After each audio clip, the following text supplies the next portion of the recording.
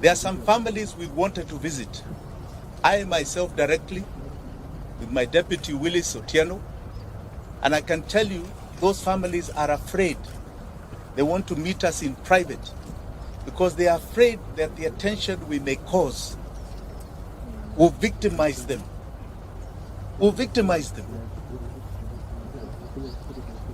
No order or instruction of any public authority, civilian, military, or other, may be invoked to justify a form of abduction, kidnapping, to enforce disappearance. Any person receiving such an order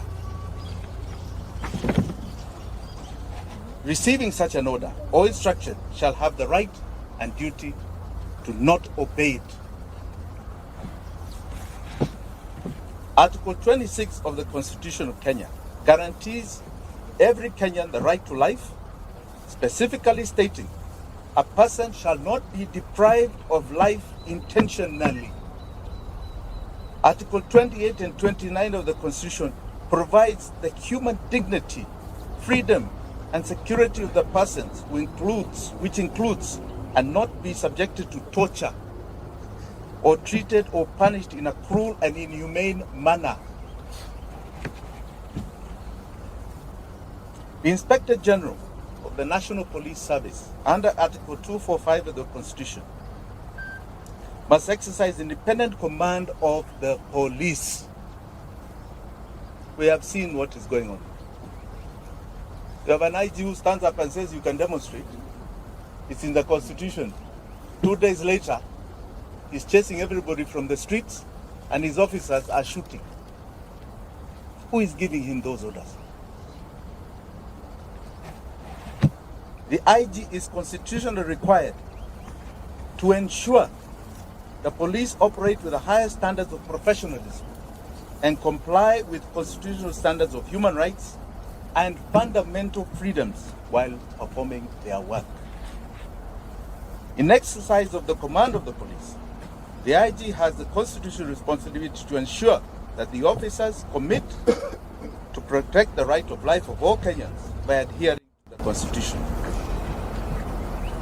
President William Ruto took oath and swore that he will truly and diligently serve the people of the Republic and the Republic of Kenya.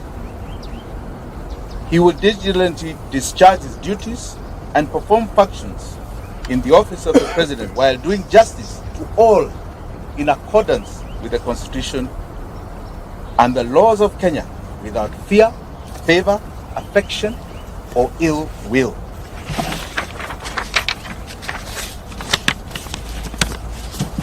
President Ruto, and I say crooked Ruto, the crooked man, took oath and swore to faithfully bear true allegiance to the Republic of Kenya and will obey, observe, protect, and defend the Constitution of this country. And he will protect and uphold the sovereignty, the integrity, and the dignity of every single Kenyan. That is an oath you are swearing to God before 54 million Kenyans.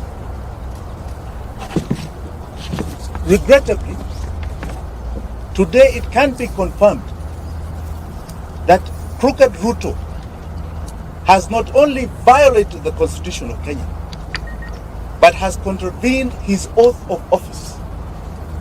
He has become a constitutional delinquent. For the avoidance of any doubt, if any of you have any, crooked Ruto is solely responsible for the abductions, enforced disappearances, and the murders of young Kenyans, Gen Z. He has turned his police force into a political militia.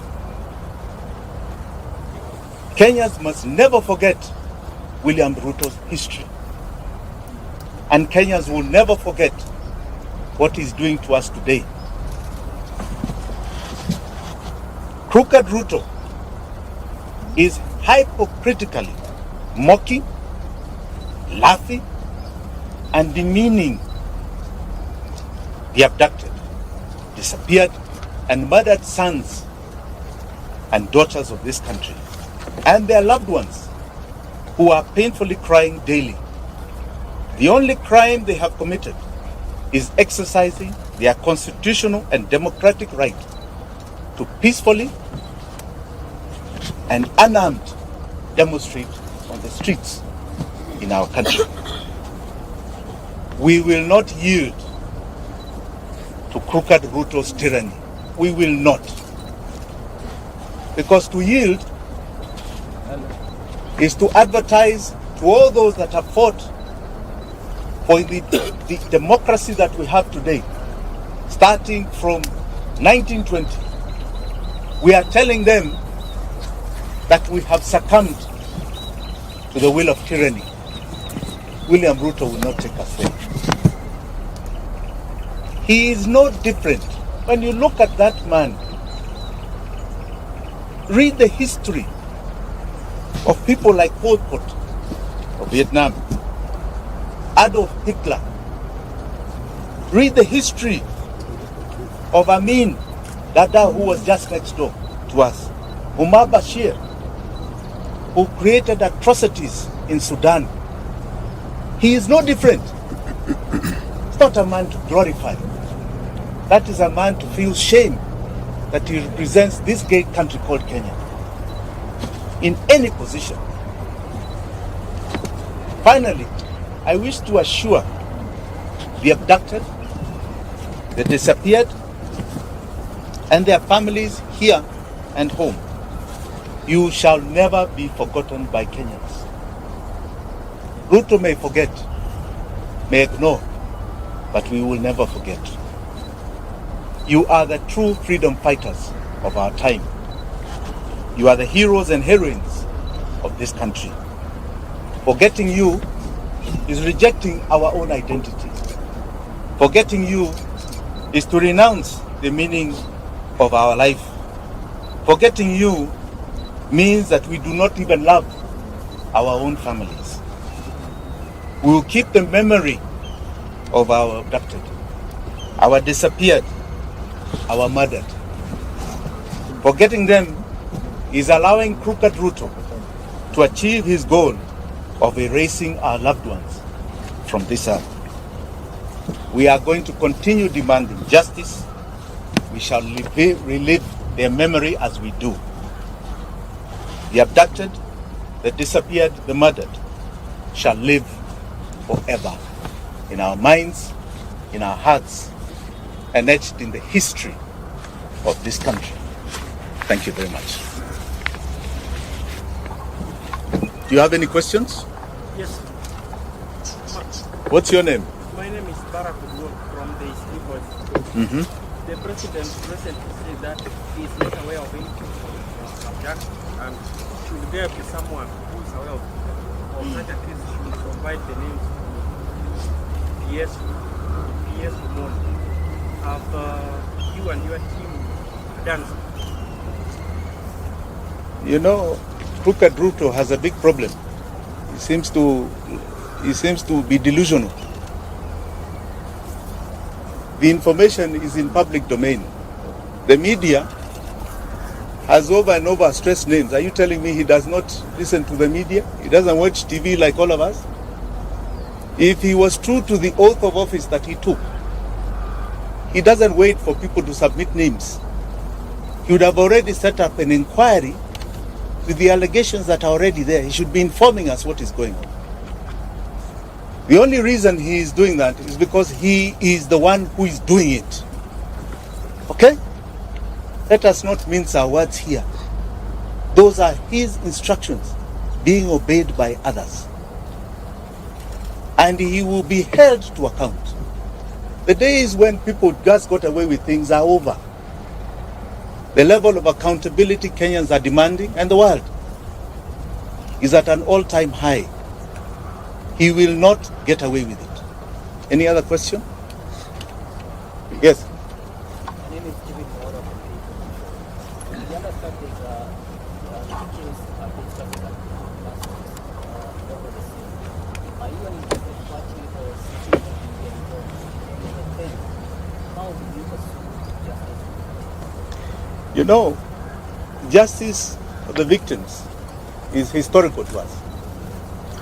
When we had ICC, that was an attempt to deal with justice for the victims. We had 1,400 people who died, 2007, 2008. Today, we are talking, we don't even know the exact number.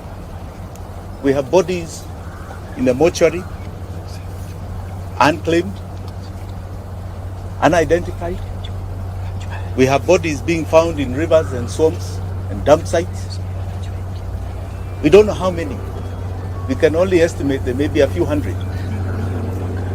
I think we must start looking for justice elsewhere. We are going to make sure they are accountable in this country. One of the greatest cases that has happened, and I like you to all follow this case, is the case of justice for Baby Pendo. Baby Pendo was murdered by police in 2017. And that case is coming up October the 3rd in our High Court here in Nairobi. That case is taking to court what you call the commanders of that case.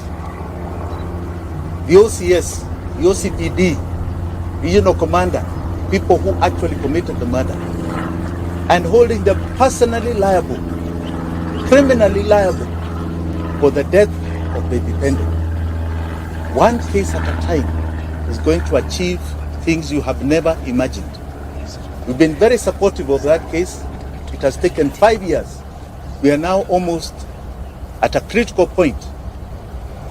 So I want to warn all these commanders who are taking instructions. Watch the Baby Pendo case. It is coming to you. Each and every one of you. Whether you're the IG, whether you're the DCI, whether you're NIS, whether you're not CPD, it is coming to each and every one of you. And you will face justice for the victims. Yes? My name is Daniel Sare.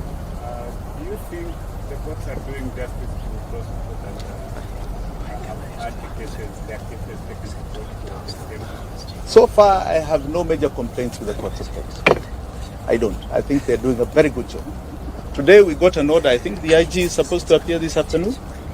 Yes. Well, I think we're quite happy with what is going on in our courts. Yes. My name is Sophia from KTN. Yes, Sophia. To clarify, have you? I know you have. I just want to hear from you. Have you actually reported, the missing people, and what has been the reaction from the DCI and the guys that you reported the cases? They have been reported to every single police station that is responsible. In other words, where we assume, let us say we are assuming, were the areas of abduction or the areas where the families come from. They have been reported. Have you ever sought a comment from the IG?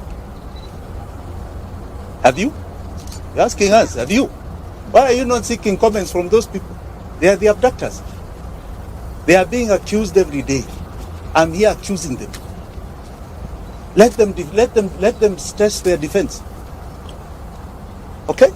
I was just asking if you follow the due diligence. Absolutely. But the onus is not on us. The onus is not on us. It has been done. But don't be like them who want to say, oh, nyinyi mufanya report, mufanya. It's not about us. You think people are creating fake bodies and fake missing persons? Let's be sincere. It has been followed. And as you can see, there are people who are living in their own reality. They don't want to acknowledge that there is such a thing. Yes. Yes, Lugu. So far as Jim Wanjigi, how many families have you reached to be able to communicate about the missing persons? How many families? How many are there so far? About 12. Yes, about 12. But as I told you, we are having very serious challenges because these families are very frightened.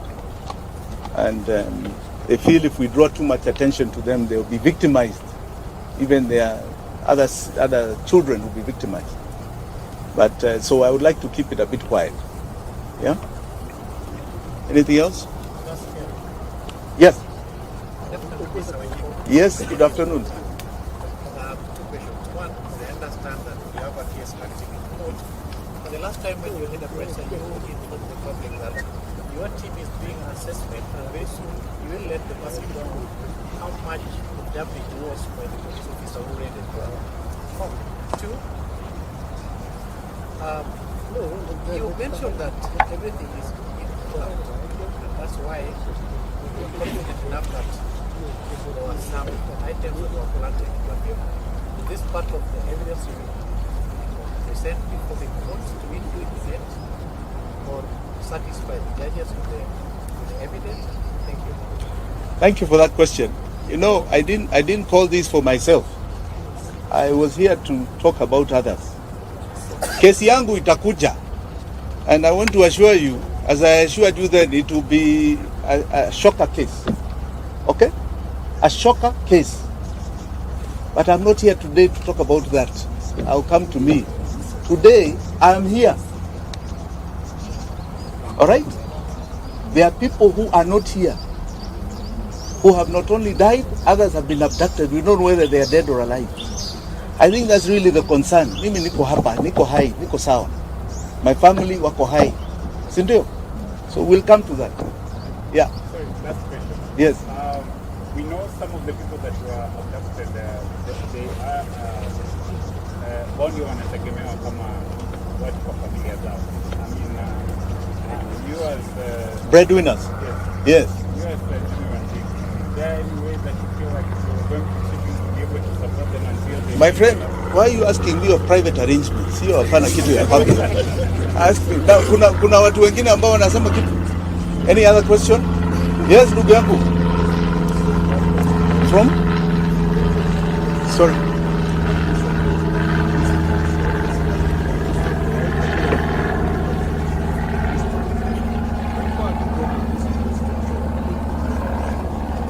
You know, I don't think it's about resignation alone. These are people who should be criminals before a court. They have completely decided the law is irrelevant. And whether they resign today and you put others tomorrow, it makes no difference. The key thing is that they need to be seen in a court of law answering for the injustice that they are committing. That may be the greatest attempt at stopping continual abuse of the law by the police. We need to see an IG in court. We need to see a DCI in court. We need to see OCPDs and OCSs in court. That is what we need. There was a young man who was shot some time ago called Rex Masai. Rex Masai. That was the first one that was brought to our faces. Okay? We've had how many stories for the last 3 months? Including from these agencies, what is it called? Yes. Really? We are talking about young men's lives here. Young girls' lives. I don't think it's a matter of resignation. Yeah. Do you feel like justice is gonna ever be done? Absolutely. And do you have hope for the Kenyan? Absolutely. In fact, most Kenyans feel very hopeful.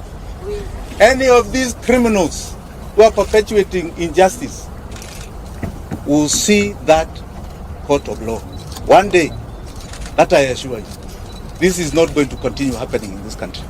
What is the time limit that was giving the government to be able to produce the people, and what is the plan?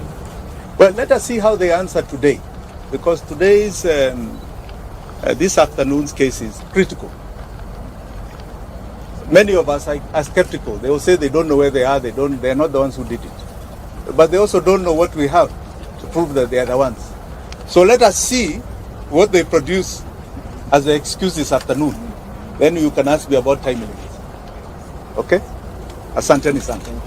Please hold on. I would like you to still hear some people here. Yeah? Please, Felix. Can we start with the former survivor? Yeah, Victim of yeah. abduction. That's This young man. Karibu to the past. Oh, me. You can just Yakuje tu hapa. Exchange the Down with extrajudicial killings, down. Down with extrajudicial killings, down. Down. Viva.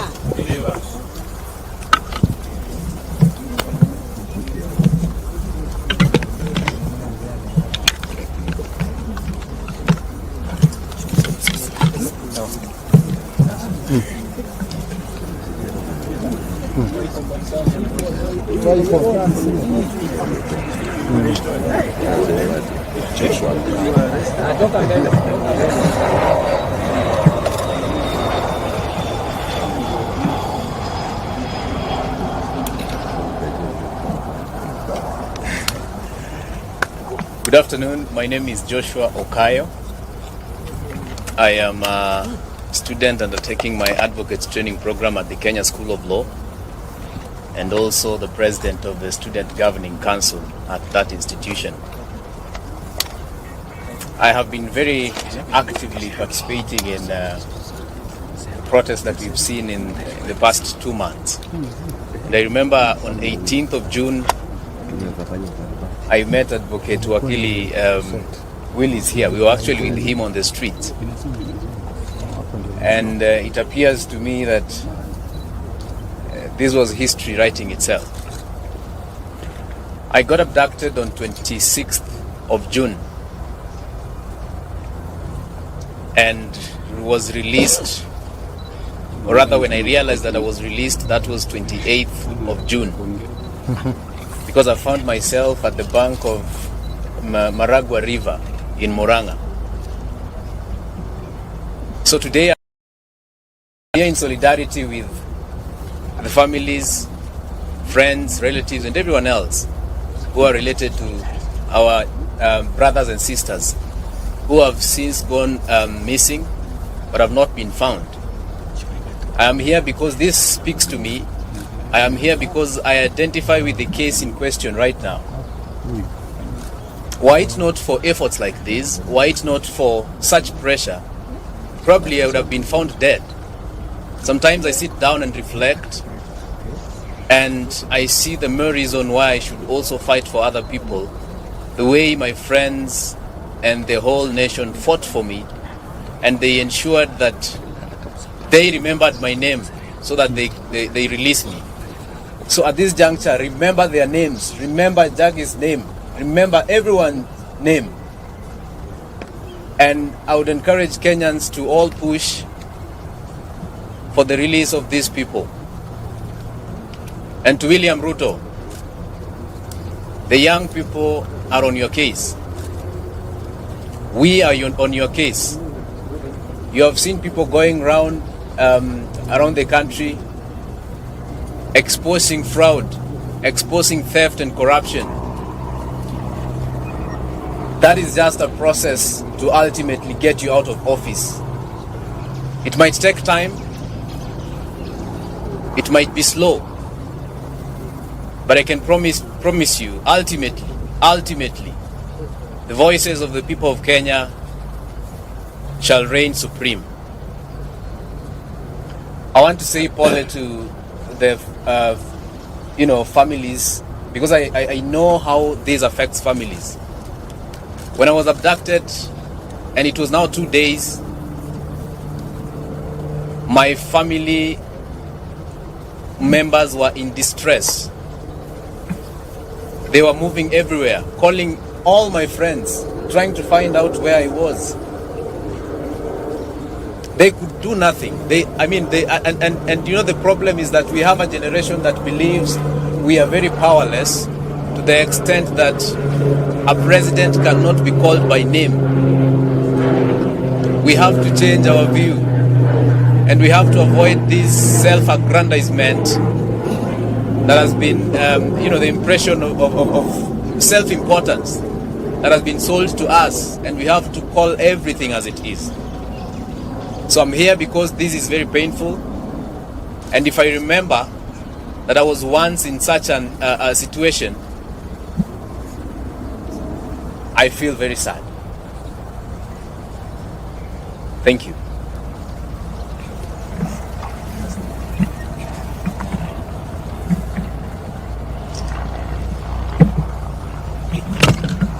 Free Jamil, free Jamil. Free Jamil, free Jamil. Free Aslam Longton, free Aslam. Free Bob Jage, free Bob Jage. Free Bob Jage, free Bob Jage. Free Jamil, free Jamil. Free Aslam, free Aslam. Thank you very much. I'm Willis Otieno, advocate of the High Court of Kenya. I'm involved in some of the litigations that are seeking to hold the police and William Ruto accountable for the forced disappearances and abductions of our young people. You all recall the story, for example, of the father of the alleged Equity Bank manager, who the state decided to take to live with lions and hyenas as part of torture, a forced disappearance, and the gentleman was held for over 3 weeks. Now, if we believe in the rule of law, and you think the person is a suspect who has committed an offense, our courts work every day. Why not take these suspects to court? Why not subject them to the due process of the law? Now, you've been told these issues of forced disappearance and abductions actually constitute crimes against humanity. And where we are going to seek for redress here in Kenya.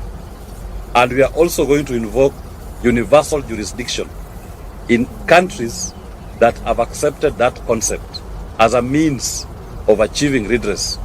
So to those police commanders and even to William Ruto, rest assured that under the universal jurisdiction principle, we will hold you responsible and will try you for these criminal offenses.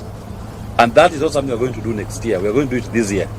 So don't be surprised when you start seeing charge sheets flying across the continent, across the globe, in which police commanders in Kenya and even William Ruto will be an accused person.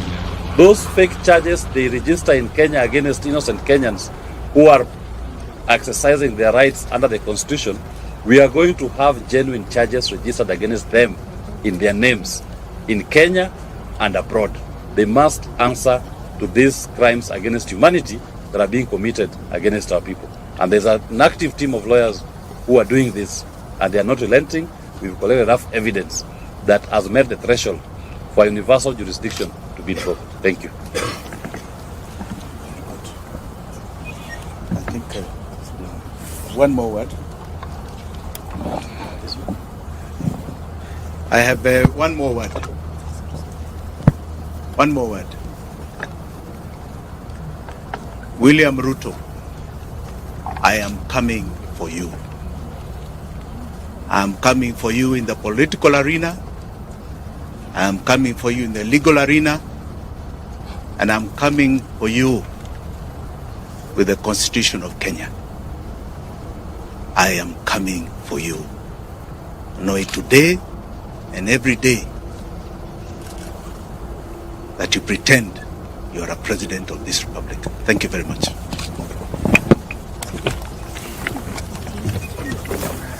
Wasiende kuchukua hiyo